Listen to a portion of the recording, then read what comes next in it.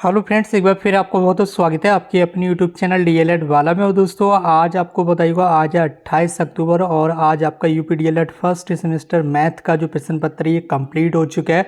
और इस पेपर का कंप्लीट सॉल्यूशन आज की इस वीडियो में आपको देखने के लिए मिलने वाली है। 25 नंबर का आपका पेपर था, 1 घंटे में से आपने सॉल्व किया था।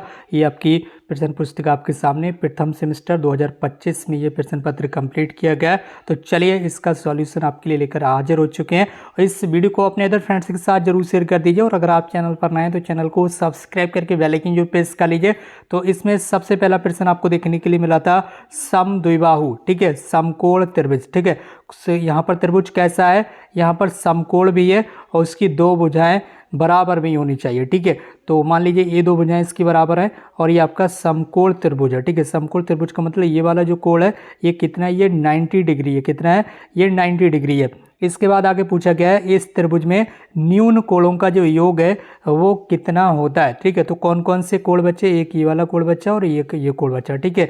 जब ये भुजाएं और ये भुजाएं आपस में बराबर तो ये दोनों कोण भी आपस में बराबर ही होंगे। अब त्रिभुज के तीनों कोणों का जो योग है वो आपको पता ही होगा 180 अंश होता है, ठीक है। और इन दोनों कोणों का योग हमें यहाँ पर निकालना है, ठीक है। तो इसमें इन दोनों में से क्या करेंगे हम, ये वाला जो कोण है इसका जो मान है वो यहाँ से माइनस कर देंगे। तो इन दोनों कोणों का जो योग है वो आपका निकल कर आ जाएगा। तो 180 त्रिभुज के तीनों कोणों का योग होता है। और समकोण त्रिभुज में यहाँ पर जो समकोण वाला यहाँ पर त्रिभुज है, ठीक है, इसमें इस वाले कोण की जो वैल्यू है वो 90 अंश रहेगी, यानी कि 90 डिग्री है। तो इसे माइनस कर देंगे तो 180 में से 90 जाएगा तो ये आपका 90 डिग्री आ जाएगा। यानी कि इन दोनों कोणों का जो योग है वो कितना निकल कर आ जाएगा, 90 डिग्री निकल कर आ जाएगा, ठीक है। तो इस सवाल का राइट आंसर क्या हो जाएगा आपका, 90 डिग्री, ठीक। अगला प्रश्न आपके सामने स्क्रीन पर है, प्रश्न संख्या आपका 2515, ठीक है, यानी कि 2515। इसमें क्या पूछा गया है, 5 के स्थानीय मानों का अंतर, ठीक है। तो पहला 5 आपका, ठीक है, पहला 5 आपका ये है और दूसरा 5 आपका ये है। तो 5 का स्थानीय मान इसका निकाल लेते हैं। तो इसमें क्या हो जाएगा, यहाँ पर ये इकाई के अंक पर है तो इसका स्थानीय मान केवल 5 ही आएगा। और ये जो यहाँ पर आपका 5 है ये यहाँ पर इकाई दहाई सैकड़ा, ठीक है, यानी कि सैकड़ा के स्थान पर तो आप 100 से गुणा कर देंगे तो इसकी वैल्यू कितनी आई, 500 आ गई, ठीक है। अब आप क्या करेंगे, इनका अंतर आपसे पूछा गया तो बड़ी संख्या में से छोटी संख्या घटा देंगे, यानी कि 500 में से आप केवल 5 को घटा देंगे, माइनस कर देंगे तो ये आपका आ जाएगा 495, ठीक है। देख लेंगे 495 कहाँ पर है, तो ये ऑप्शन डी आपका राइट आंसर हो जाएगा, ठीक है। 495 आपको आंसर करना है। अगला प्रश्न आपके सामने स्क्रीन पर 3/5 को प्रतिशत में बदल लिए। ये प्रश्न बार बार आपको करवाए गए थे, ये बिल्कुल नॉर्मल पेपर आपके लिए आया, बहुत आसान पेपर, ठीक है। प्रतिशत बदलने के लिए मैंने बार बार आपको बताया था आपको 100 से गुणा कर देना है। 5 से 100 को आप काटेंगे तो ये आ जाएगा आपका 20 बार, ठीक है। और 20 की गुणा 3 में हो जाएगी तो ये आपका आ जाएगा 60%, ठीक है। कितना, 60%। तो 60% देख लीजिए ऑप्शन 3 में आपका, तो लगा देंगे ऑप्शन 3। अगला प्रश्न आपका प्रश्न संख्या 4 है। इसमें आपसे पूछा गया था कि 3a + 2b + 5, अगली ब्रैकेट में है -2a - 3b + 2, ठीक है। इसे आपको सरल करना था, यानी कि सॉल्व करना था। तो चलिए दोस्तों इसे सॉल्व कर लेते हैं। सबसे पहले क्या आपका 3a + 2b है आपका, 2b + 5 है, ठीक है। अब अगली ब्रैकेट को हम यहाँ पर ओपन करेंगे, माइनस का क्या हो जाएगा आपका 2a और माइनस माइनस ये हो जाएगा आपका +3b और माइनस प्लस हो जाएगा आपका -2। चलिए अब देखते हैं कि यहाँ पर 3a और यहाँ पर ये 2a, ठीक है। तो क्या बचेगा, 3a है, प्लस के हैं ये, ठीक है, और ये माइनस के, ठीक है। तो एक ए बचेगा, केवल एक ए बचेगा, वो भी प्लस का, प्लस वाला ज़्यादा है माइनस वाला कम है तो प्लस के एक ए बच जाएगा। अब बी वाले पद की ओर बढ़ेंगे तो ये आपके प्लस के 2b और ये हैं प्लस के 3b, ठीक है। तो ये दोनों आपस में जुड़ जाएंगे तो ये हो जाएंगे टोटल 5 + के b, ठीक है, 5b हो जाएगा टोटल। अगला यहाँ पर पद है 5 + का 5 है और ये -2 है, ठीक है। तो प्लस वाली संख्या ज़्यादा है तो प्लस के 3 यहाँ पर बच जाएंगे, ठीक है। तो आपका आंसर क्या आएगा, a + 5b + 3, ठीक है। तो ये आपका राइट आंसर आ जाएगा, ठीक है, यही आपका आंसर आना चाहिए। और ये आपको देखना है a + 5b + 3, a + 5b + 3, a + 5b + 3, यानी कि ऑप्शन ए आपका बिल्कुल राइट आंसर हो जाएगा। अगला प्रश्न था आपका प्रश्न संख्या 6, 3642 का महत्तम समावर्तक यानी कि मासा। तो आप मासा निकाल सकते हैं, छोटी संख्या से बड़ी संख्या को भाग देकर। इस तरह से 36 से कम हो जाएगा आपका 36 और 42 में से 36 जाएंगे तो आपका बच जाएगा 6, दोबारा से आप ये वाले 36 यहाँ पर लिख लेंगे और फिर 6 से भाग करेंगे तो ये आ जाएगा आप 6 छंग 36। ठीक है, अब कुछ भी नहीं बचा तो यही आपका मासा हो जाएगा कितना 6। ठीक है, 6 वह नंबर है जो 42 को और 36 को दोनों ही संख्याओं को पूरा पूरा डिवाइड कर देता है। वह सबसे बड़ी संख्या कौन सी है? 6 है। ठीक है, तो इस क्वेश्चन का राइट आंसर क्या हो जाएगा? 6, ऑप्शन 2। ठीक है, अगले प्रश्न की ओर हम यहाँ पर बढ़ना है। इसी बात पर इस क्लास को शेयर करते रहिएगा, अपने फ्रेंड्स के साथ जुड़ जाइएगा हमारे साथ, चैनल को सब्सक्राइब करके। और यहाँ से अब आपके तिलक उत्तरी प्रश्न स्टार्ट हो चुके हैं। सबसे पहले यहाँ पर आप देख लीजिए -7/5 है आपका। इसके बाद है भाग। ठीक है, ये भाग का चिन्ह है, तो भाग के चिन्ह को हम यहाँ पर गुणा में बदल देते हैं और ये आपका 4/5 है, इसे हम उल्टा इनको पलट देंगे, ये 5/4 हो जाएगी। जब हम इस भाग वाले चिन्ह को, मैंने आपको बताया था भाग की जगह जब हम यहाँ गुणा का चिन्ह लगाएंगे तो ये वाली जो भिन्न है इसके जस्ट बराबर वाली ये पलट जाएगी। उसके बाद आपका क्या है? उसके बाद यहाँ आपका प्लस का 2/5। ठीक है, तो चलिए फटाफट लिख लेते हैं। -7/25 गुणा 5/4 हो जाएगा आपका। ठीक है, और प्लस आपका 2/5। ठीक है, ये आपको मैंने बता ही दिया। हमने यहाँ पर गुणा का चिन्ह लगाया है, किस लिए? भाग के चिन्ह को बदलकर जब गुणा का चिन्ह हमने यहाँ पर लगाया तो ये वाली जो भिन्न है जो 4/5 है वो पलट जाएगी, ये 5/4 हो गई। ठीक है, अब ये दोनों पद आपस में गुणा में है। ठीक है, तो आप 5 से 25 को काट सकते हैं, 5 पंजे हो गया आपका 25, ऊपर बचा केवल 1। ठीक है, तो 7 की गुणा 1 में होगी, कितना हो जाएगा ये? -7 एकम 7, और नीचे 5 की गुणा 4 में होगी तो कितना हो जाएगा ये? 5 चौक 20। ठीक है, अगला पद आपका प्लस का 2/5। ठीक है, अब 20 और 5 का आप एलसीएम लेंगे तो ये कितना हो जाएगा आपका? 20 एलसीएम आ जाएगा। 20 से 20 को भाग करेंगे तो 1 आएगा, 1 की गुणा ऊपर 7 में होगी तो ये हो जाएगा -7। ठीक है, और अगला यहाँ पर चिन्ह आप प्लस का लगाएंगे। अब 20 को भाग करेंगे 5 से तो आ जाएगा आपका 4। ठीक है, 4 की गुणा ऊपर 2 में होगी तो हो जाएगा आपका 8, 4 दूनी 8। ठीक है, अब क्या बचा?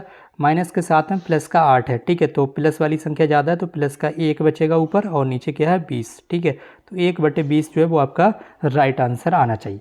चलिए अगले प्रश्न को हम यहाँ पर बढ़ना है। ठीक है, वृहत कोण किसे कहते हैं? तो आपको बता ही गया था, वृहत कोण वह कोण होता है, वह कोण जिसका मान, ठीक है, यहाँ जिसका मान कैसा हो? 180 से ज़्यादा हो। ठीक है, 180 से कैसा हो? ज़्यादा हो। वह कोण जिसका मान 180 से ज़्यादा हो और यहाँ पर 360 से कम हो। कैसा हो? 360 से कम हो, उस कोण को हम वृहत कोण कहते हैं। ठीक है, वह कोण जिसका मान 180 से ज़्यादा हो और 360 से कम हो, उसे हम यहाँ पर क्या कहते हैं? वृहत कोण कहते हैं। ठीक, इसके बाद आपका अगला प्रश्न था, दो संख्याओं का गुणनफल 1050 है। ठीक है, 1050 है और आगे बताया गया यदि उन संख्याओं का महत्तम समापवर्तक यानी कि जो मासा है वो 5 है तो लासा ज्ञात कीजिए। ठीक है, लासा ज्ञात करना है। ठीक है, लासा क्या होगा? तो आपको बताई गया कि लासा और मासा, ठीक है, ये क्या है? ये मान लीजिए ये आपका ये मासा बताया गया। ठीक है, और जो एक्स हमने माना ये लासा, तो लासा गुणा मासा इन दोनों का जो गुणनफल होता है इन दोनों संख्याओं के गुणनफल के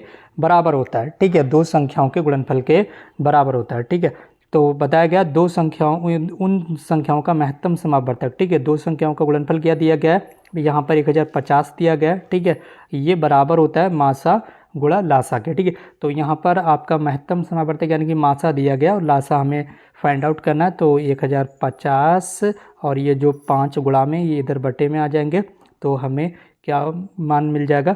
लासा जो है वो मिल जाएगा। ठीक है, 5 से आप काटेंगे तो ये हो जाएगा आपका कितना आ जाएगा? 210 आ जाएगा। ठीक है, 1050 को 5 से काटेंगे तो लासा आपका कितना निकल कर आया? एक्स की वैल्यू लासा निकल कर आई 210। आप बता सकते हैं लासा कितना है? 210 है। ठीक है, अगला प्रश्न आपके सामने स्क्रीन पर है।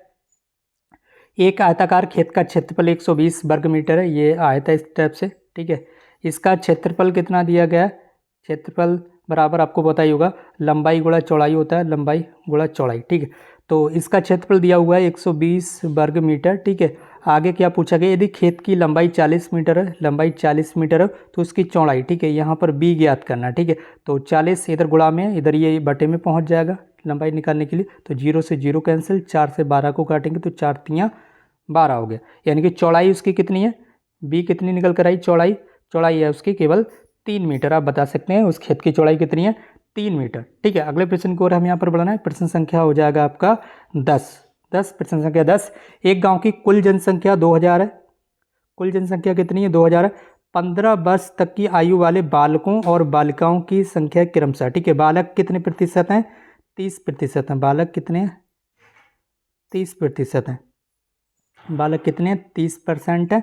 और बालिकाएं कितनी है? 25% इसमें बालिकाएं, ठीक है। 25% इसमें बालिकाएं हैं, ठीक है। मान लीजिए ये बालिकाएं हो गई आपकी 25%। बालक तथा बालिकाओं की कुल संख्या यहाँ पर आपको ज्ञात करना है, ठीक है। बालक तथा बालिकाओं की संख्या बताइए, ठीक है। यहाँ पर कुल नहीं पूछा गया है, बल्कि बालक तथा बालिकाओं की संख्या पूछी गई। तो आप 2000 का, ठीक है, 2000 का 30% आप निकाल सकते हैं। इस तरह से 2000 का 30% निकालेंगे तो 30/100 हो जाएगा ये। तो इससे क्या आ जाएगा? ये बालकों की संख्या निकल कर आ जाएगी, ठीक है। उसके बाद 2000 का, ठीक है, 2000 का क्या है? 2000 का 25% निकाल लीजिए, तो उससे क्या आ जाएगा? आपका बालिकाओं की जो संख्या है वो निकल कर आ जाएगी, ठीक है। और अगर आपको टोटल लिखना है तो दोनों को संख्याओं को आप जोड़ देंगे तो उसमें बालक तथा बालिकाओं की संख्या टोटल भी निकल कर आ जाएगी। लेकिन यहाँ पर आपसे ये पूछा गया कि यहाँ पर कुल संख्या नहीं पूछी गई, बल्कि यहाँ पूछा गया बालक तथा बालिकाओं की। तो आपको अलग अलग बता देना है, ठीक है, अलग अलग बता देना है, ठीक है। चलिए एक बार इसे सॉल्व करके आपको दिखा देते हैं। 2000 का सबसे पहले आपको 30% निकालना है। बालक कितने हैं? बालक हैं 30%, तो 30/100 हो जाएगा। परसेंटेज में निकालने के लिए आपको बताइए 100 से भाग कर देते हैं, तो 2 जीरो से यहाँ के 2 जीरो हमने कैंसिल कर दिए। अब 2 3 कितना हो गया आपका? 6 हो गया। 1 जीरो यहाँ पर बचा, 1 जीरो यहाँ पर ये वाला बचा, ठीक है। तो ये कितने हो गए? 600 बालक हो गए। बालकों की संख्या कितनी आई? 600, ठीक है। अब बालिकाएं कितनी है? अब हम 2000 का यहाँ पर 25% भी निकाल देते हैं, 25/100 कर देते हैं। 2 जीरो से आपके 2 जीरो जो है वो कैंसिल हो गए, ठीक है। अब 25 दूनी की इतना हो गया आपका, हो गया 50, ठीक है। और 1 जीरो यहाँ पर रह गया। तो बालिकाएं कितनी आई आपकी? 500, ठीक है भाई। ये आ गई आपकी बालिकाएं। अब आप दोनों को जोड़कर भी लिख सकते हैं, 500 + 600। तो बालक तथा बालिकाओं की कुल संख्या यदि देखी जाए तो वह हो जाएगी आपकी यहाँ पर 1100। कितनी हो जाएगी? 1100, ठीक है। और अगर अलग अलग भी लिखने हैं इस तरह से, 600 बालक और 500 बालिकाएं, ठीक है। तो इस तरह से आप कर सकते थे। अगला प्रश्न था आपका, प्रश्न संख्या 11 था। यदि किसी वर्गाकार मैदान की प्रत्येक भुजा 25 मीटर है। वर्गाकार मैदान का क्या मतलब है? ये आपका वर्ग है जिसकी चारों भुजाएं आपस में बराबर होती हैं। वर्ग की चारों भुजाएं आपस में कहती होती हैं? एक बराबर होती हैं। इसकी प्रत्येक भुजा, ठीक है, प्रत्येक भुजा कितनी है? 25 मीटर है। इसके चारों ओर 2 बार तार लगाने के लिए कितने मीटर तार की आवश्यकता पड़ेगी? तो सबसे पहले इसे समझना है। यहाँ पर चारों ओर इसके तार लगाने का मतलब है कि इसका परिमाप पूछेगा। आप इस तरह से इस खेत के चारों ओर ऐसे ऐसे ऐसे तार लगाएंगे तो क्या है? इसका परिमाप यहाँ पर आपको निकालना होता है। वर्ग का परिमाप क्या होता है? वर्ग का परिमाप होता है 4 × भुजा, ठीक है। ये एक है, ये यहाँ पर भुजा है, ठीक है। तो वर्ग का परिमाप क्या होता है? 4 × भुजा। तो हमें 2 बार परिमाप निकालना, तो सबसे पहले तो आप एक बार ही परिमाप निकाल लीजिए। तो 4 × भुजा की वैल्यू कितनी दी हुई है, ठीक है। यहाँ पर भुजा बताई गई, प्रत्येक भुजा कितनी? 25 मीटर है। तो 25 चौक हो जाएगा आपका 100, ठीक है। आप एक बार तार लगाएंगे तो 100 मीटर जो तार है वो आपका लग जाएगा, ठीक है। अब आप 2 बार तार लगाएंगे तो दूसरी बार भी आपका उतना ही तार लगेगा। तो दूसरी बार 100 इसमें और जोड़ दीजिए, ठीक है। आप चाहें तो डायरेक्टली यहाँ 2 से गुणा कर दीजिए, 100 इसमें जोड़ दीजिए, एक ही बात है। 2 बार तार लगाने के आप 2 से गुणा कर देंगे तो कितना आ जाएगा आपका? 200 मीटर तार की आवश्यकता आपको पढ़ने वाली है। ये आपके लघु उत्तरीय प्रश्न है, ये भी बहुत जल्दी आपको इस चैनल पर सॉल्व करा दिए जाएंगे और यहाँ पर आपको देखने के लिए मिल रही है। सारे आपके लघु उत्तरीय प्रश्न थे। तो दोस्तों इस क्लास को शेयर जरूर कीजिए, इस वीडियो को शेयर जरूर कीजिए अपने फ्रेंड्स के साथ। अगर आप चैनल पर नए तो चैनल को सब्सक्राइब कर लीजिए। आज की इस वीडियो को यहीं पर समाप्त कर देते हैं। हमसे जुड़ने के लिए आपका बहुत बहुत धन्यवाद। Thank you so much for connecting with us.